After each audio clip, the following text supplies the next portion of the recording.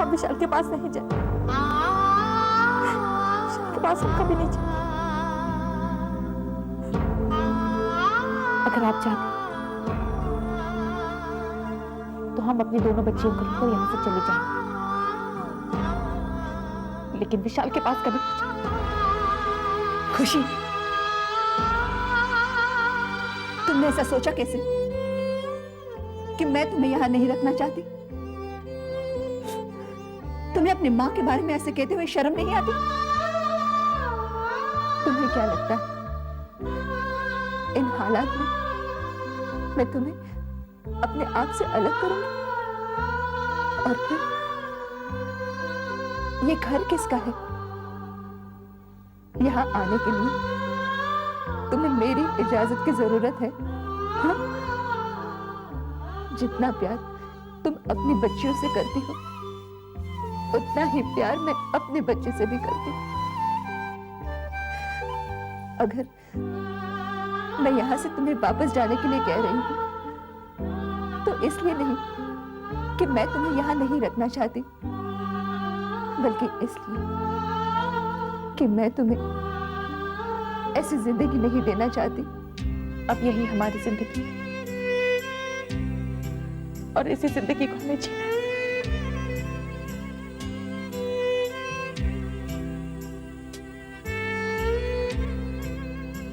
I am sorry मम्मा, हमने आपका दिल दुखाया। मगर तुमने ऐसा कहा क्यों? क्योंकि हम देखना चाहते थे कि क्या आप हमसे उतना ही प्यार करते हैं जितना पहले करते थे। क्या? पर क्यों? क्योंकि विशाल के बाद हमारा विश्वास मिल गया।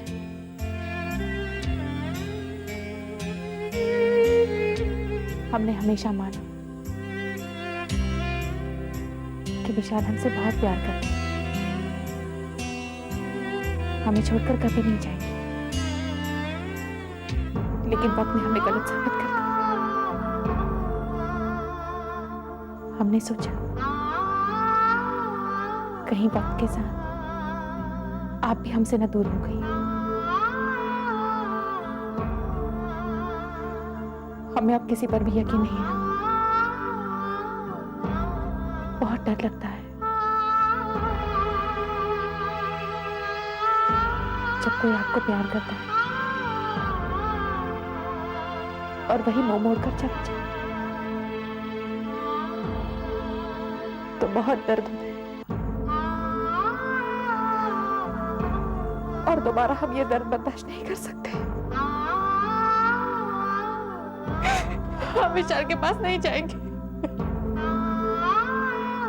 कभी नहीं जाएंगे।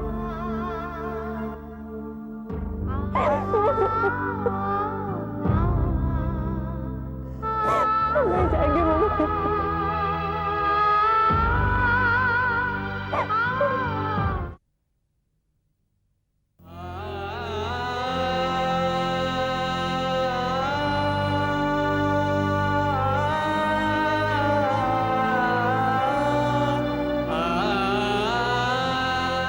मैं अंदर आ सकती हूँ बेटा? चाची, चाची पूछ क्यों रही है? आइए। क्योंकि बेटा ऐसे में अपने इंसान का दिल तन्हा रहने को कहता है। अगर ऐसी कोई बात है तो मैं तुम्हें डिस्टर्ब नहीं करना चाहती। चाची मैं आपको कैसे समझाऊं? मैं अकेले नहीं रहना चाहता। ये तन्हाई मुझे काटने को देती है। बुरा न मानो तो एक बात कहूँ बेटा, वैसे अगर आज नीलम भाभी यहाँ आती तो ये सारी बातें वही तुम्हें कहती। चाची आप भी तो मेरी मम्मी की तरह नहीं है। बोलिए ना क्या कहना चाहती हैं? बेटा अगर खुशी जिद पर आ गई है तो तुम्हें समझदारी से काम लेना चाहिए। अगर वो गुस्से में घर छोड़ देंगी तो तुमसे वापस भी नहीं आ सकती। मैं पैर पड़ूं उसके, हाथ जोड़ूं, गिड़गिड़ाऊं उसके सामने, अब वो भी उस कसूर के लिए जो मैंने किया ही नहीं है। या अपना कैरेक्टर सर्टिफिकेट ले जाकर उसके सामने दिखाऊं और ये कहूं कि मैं एक शरीफ आदमी हूं। जैसा वो समझती है वैसा मैं नहीं हूं। क्या करूं मैं? कह चुकी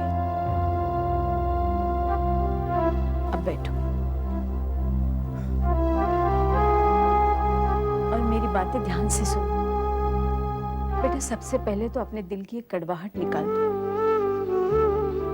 बेटा, तुमने और खुशी ने इतने बड़े साथ बिताए हैं।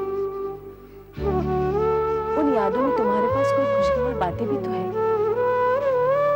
तो फिर ये कड़वी बातें क्यों याद रखते हो? बेटा, जब ये कड़वाहट चली जाती है ना, तो अपने पीछे दर्द छोड़ जाती है। इसे लेकर इंसान को जिंदगी भर जीना पड़ता है। और बेटा, तुम दोनों के बीच इतना भी फासला नहीं हुआ है कि जिससे 4 कदम चलकर तुम तय न कर सको। अगर तुम ये कदम चलोगे तो दोबारा साथ हो जाओगे। बरसों के रिश्ते इस तरह तोड़े नहीं जाते और नहीं तोड़ने चाहिए। तुम अगर चाहो तो इस तस्वीर में फिर से रंग भर सकते हो। हाँ, मैं ठीक कह रही हूँ मैम। खुशी भाभी इस बिल्कुल सही सलामत अपनी मम्मी के घर पर है। खुशी मम्मा के घर पर है। Thank you Natasha, thank you so much.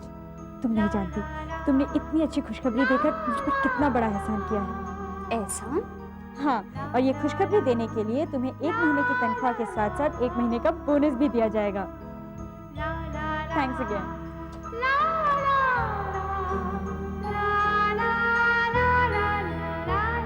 दीदी, आप जानती हैं? हाँ हाँ जानती हूँ, मैंने सब कुछ सुन लिया। थैंक गॉड, खुशी का पता चल गया।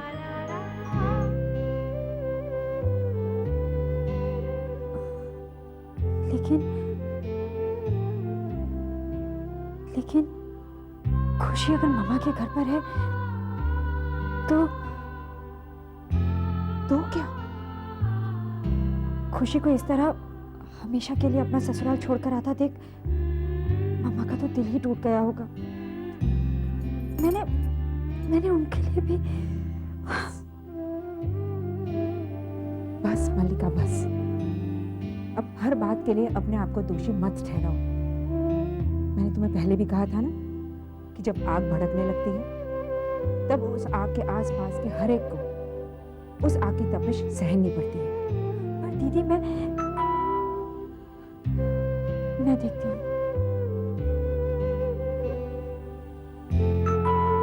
कमिंग।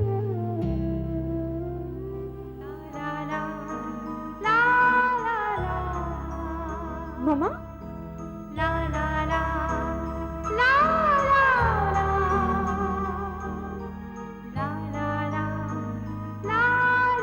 नीलम, तुम वहां रहकर अपनी मम्मी का ध्यान रखो। यहाँ की बिल्कुल फिक्र मत करो, यहाँ सब ठीक ठाक है। क्या हुआ मेरी आवाज को? नहीं बाबा, कोई टेंशन नहीं है। थोड़ी सी थकान हो गई है, मैं आराम कर लूंगा। तुम्हें आने की जरूरत नहीं है नीलम, यहाँ सब है ना मेरा ध्यान रखने को। तुम फिक्र मत करो, कुछ काम होगा तो मुझे फोन करना, ठीक है? बाय। कैसी है नीलम भाभी की मम्मी की तबीयत? अभी तो ठीक है राजन। राजन, मैं सोच रहा हूँ कि मुझे नीलम को यहाँ की हालत के बारे में बता देना चाहिए था। नहीं भाई साहब, अभी उन्हें टेंशन देने से कोई फायदा नहीं है। बाद में अगर जरूरत पड़ी तो। डैड, मैं खुशी को वापस लेने जा रहा हूँ। वेरी गुड विशाल, ये तुम बहुत समझदारी का काम कर रहे हो and I am proud of you. चलो मैं भी तुम्हारे साथ चलता हूँ। इनफैक्ट हम सब तुम्हारे साथ चलते हैं। हम वहां जाके खुशी को समझाएंगे, उसके सब गिले शिकवे दूर करके उसे मनाकर अपने साथ घर लेके आएंगे। नहीं डैड, खुशी को मैं अकेले लेके आऊंगा। बेटे, हम सब साथ चलेंगे तो। नहीं चाचा जी, उसको शिकायत सिर्फ मुझसे, आप लोगों से नहीं। तो उसकी शिकायत भी मैं ही दूर करूंगा और आज उसे लेने भी मैं ही जाऊंगा। ठीक है विशाल, जैसे तुम्हारी मर्जी, लेकिन ठंडे दिमाग से, समझदारी से उसे बात करना और ख्याल रहे कि। डैड, मुझे मालूम है मुझे क्या करना है।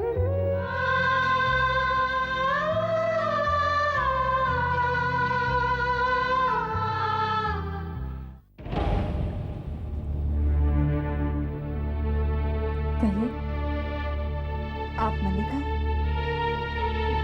जी हाँ, मैं बिमला, खुशी की मम्मी।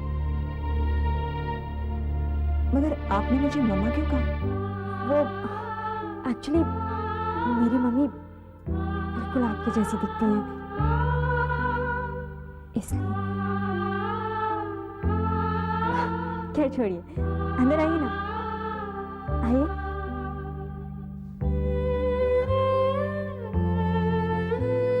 बैठिए।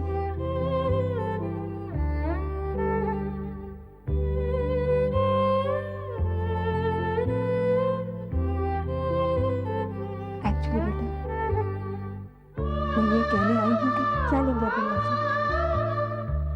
जी मेरा मतलब है चाय, ठंडा, कॉफी, क्या लेंगी? नहीं नहीं, कुछ नहीं चाहिए मुझे। कहते हैं बड़ों की सेवा करने से सुख मिलता है। आप मुझे सुख नहीं देंगी? कहिए ना, क्या चाहिए?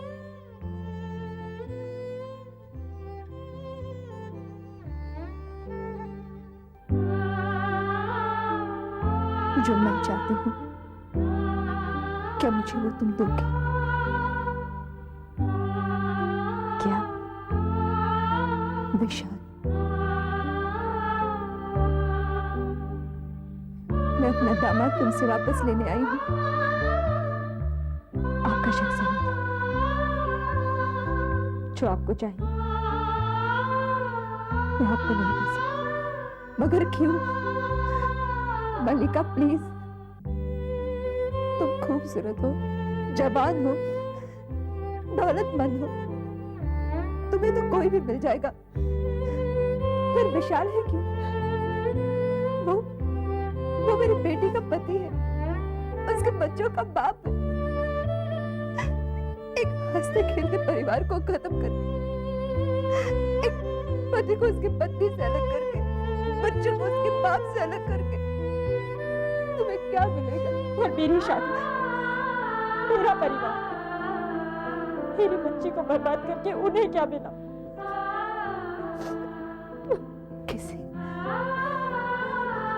किसकी बात कर रही हो तुम?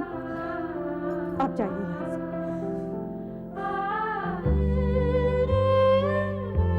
मैं नहीं जानती तुम किसके बारे में कह रही हो और किसके लिए तुम्हारे दिल में इतना जहर है। मगर मेरी बेटी तो बेकसूर है। मैं उसकी खुशियों की भीख तुमसे मांगती हूँ। उसे जीते जी मत मारो, उसे उसका पति लौटा दो प्लीज।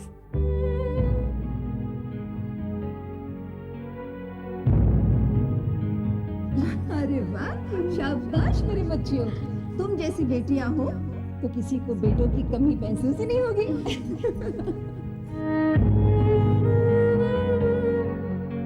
मैं सिर्फ खुशी की शादी के लिए ही नहीं, बल्कि मेरी तीनों बेटियों की शादी के लिए व्रत रखती हूँ। तू जा अपनी माँ को छोड़कर अपने पति के घर, लेकिन मेरी ये माँ अकेली नहीं रहेगी। मेरी दोनों बेटे मेरे साथ रहेंगे।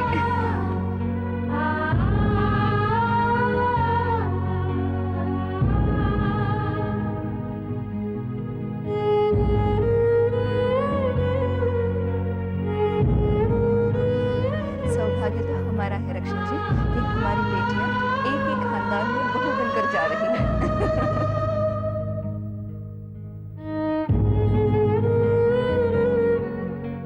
ये प्लीज हाथ मत छोड़िए मेरे साथ। आज तक मैंने जो भी पाया है मेरे अपनों ने ही मुझसे छीन लिया। और अब जब सब कुछ खो गया, मेरी जिंदगी का सिर्फ एक मकसद बचा था,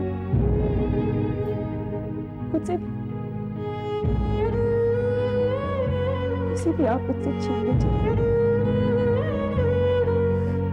प्लीज इनकार मत करना। नहीं करूंगी। आपसे तो बहुत कुछ मिला है मुझे। आपको यहाँ से खाली हाथ कैसे जाने दे सकती हूँ? Thank you. तुम्हारा शुक्रिया अदा कैसे करूं? लेकिन आपको एक वादा करना होगा मुझसे। क्या? अगर आपका दामाद लौटकर मेरे पास आए तो आप दोबारा मेरे पास नहीं आएंगी, क्योंकि तब मेरा मकसद हासिल करने से मुझे कोई नहीं रोक सकेगा, आप भी नहीं। चली जाइए यहाँ से प्लीज। खुशी प्लीज पागल मत बनो। ऐसा कोई मामला नहीं है जो बातचीत से नहीं सुलझाया जा सकता। अरे ऐसी छोटी छोटी बातों पर कोई अपना घर और पति छोड़ देता है। छोटी सी बात? तुम इसे छोटी सी बात कहती हो संजना? तुम अच्छी तरह जानती हो हम कोई भी फैसला नहीं ले सकते। हमें हमेशा विशाल या श्रुति की जरूरत रही है, लेकिन आज जो हमने फैसला लिया है वो बहुत ही सोच समझ कर लिया है। लेकिन खुशी तुम्हारा। प्लीज संजना, हम हमारा फैसला हरगिज नहीं बदलेंगे। अगर फैसला गलत हो तो भी नहीं। खुशी तुम जानती हो तुम्हारे इस फैसले से कयामत आ जाएगी। तो आ जाने दो।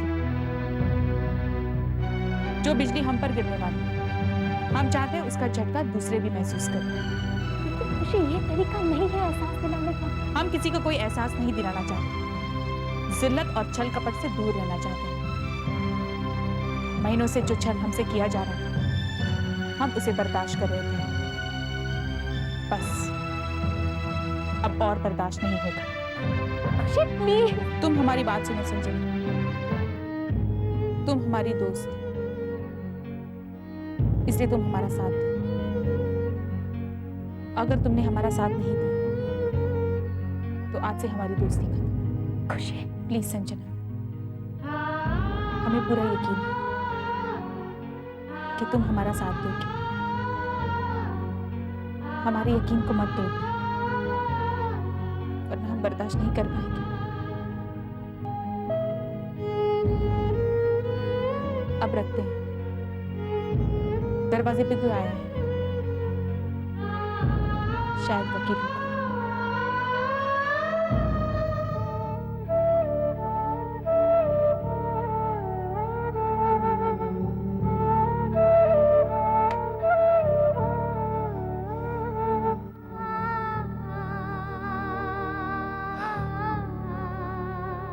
क्या हुआ? क्या कह रही हो खुशी? कबीर, मेरी बातों का उस पर कोई असर नहीं पड़ा। She's adamant. I just hope वो विशाल की बात करने पर मान जाए। And I'm sure विशाल उससे बहुत जरूरी है। I hope so too.